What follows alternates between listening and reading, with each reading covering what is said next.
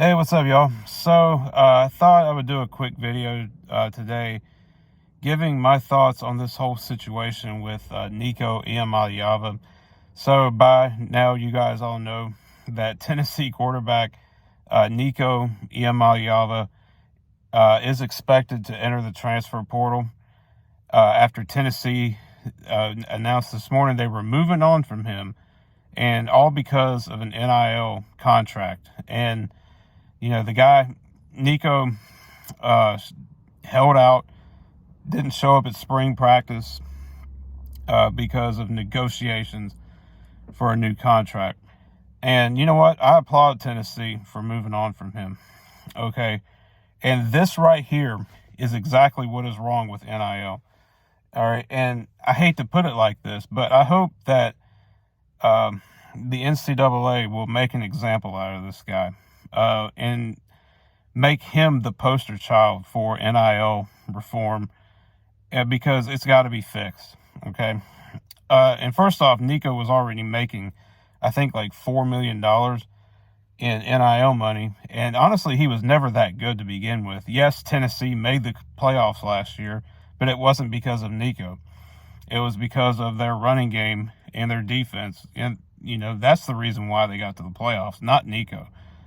Okay. Nico at best was a mid-pack quarterback in the SEC, and that's at best. Okay.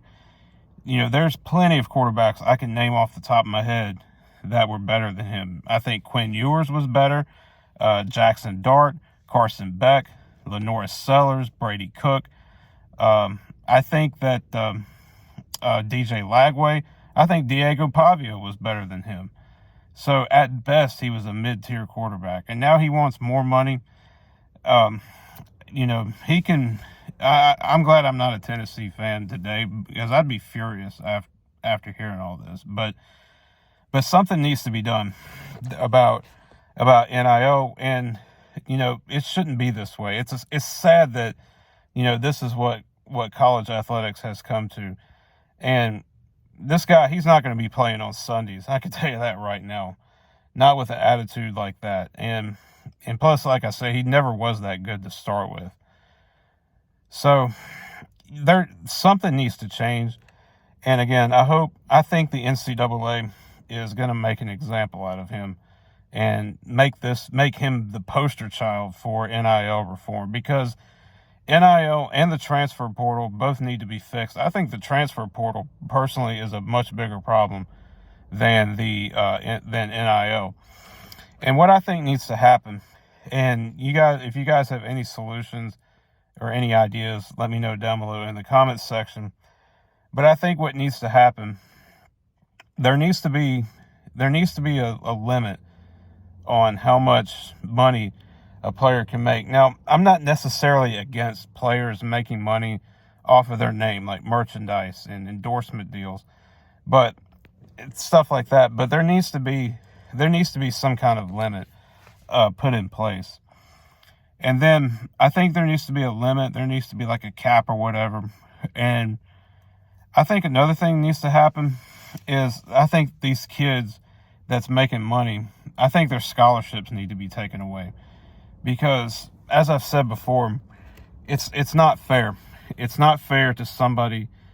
You look at one end of the spectrum where you have, you have someone that, that makes good grades in school, but they don't get a scholarship, and they don't get a scholarship for college, and their parents, that kid's parents, can't afford to send their kid to college, so they don't go to college. Meanwhile, you look at the other end of the spectrum where you have a guy who probably has trouble spelling his own name. Just because he's good at football or basketball or whatever sport you play, he gets a full ride scholarship. Okay? He gets a full ride scholarship, everything, tuition, books, room and board, food, all of that free. And you're making money on top of that. So I say take the scholarships away if they're going to do that. And then as far as the transfer portal goes, there needs to be a limit on how many times a player can transfer.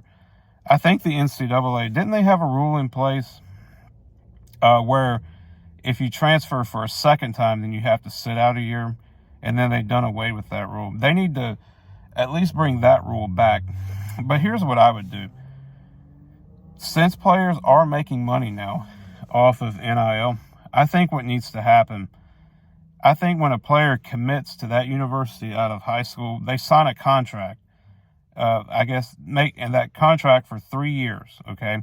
Sign a 3-year contract, and if they decide to hit the transfer portal, then they themselves they have to pay a buyout clause. Not the school that they transferred to, but the player would be responsible for buying out that contract. I think that would put a slowdown on these transfers, because when the college basketball portal opened, over 1,000 players in college basketball hit the transfer portal, and that's sad. It's sad that college athletics has come to this, and something's got to be done.